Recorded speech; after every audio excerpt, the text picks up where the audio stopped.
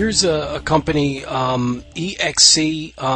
We're seeing a very dramatic down move, about 7%. Now, I kind of want to just show some signs of, why are we seeing this? I mean, when you look on the daily here, we were seeing this, a nice uptrend. We just showed you kind of what we were seeing here, but you see this very nice uptrend, since December. It really had a very good move here. Then you see this really starting to go through a correction. Now, what's important here is when you start to see these corrective actions, you know that there should be, for the most part, it should try to hold this 50% range.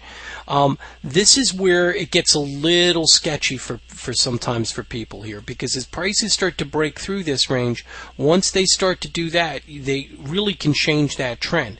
Now, even here, you were starting to see signs of the MACD improving here, but a lot of times news or special events will continue that move.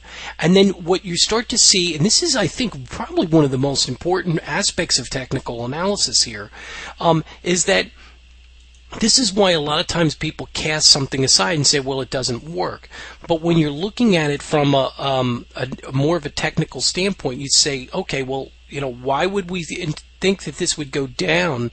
Well, first off, we've had this, pretty nice little extended move.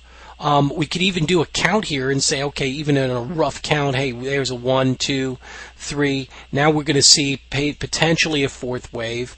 Maybe that's not even a great, an accurate count, but what we can do here is say, hey, you know what? We do notice that we're seeing this slide one wave. Then we know that this could be, it's trying to make this attempt, and there's a failure at the 21-day moving average. So we know that also. And then you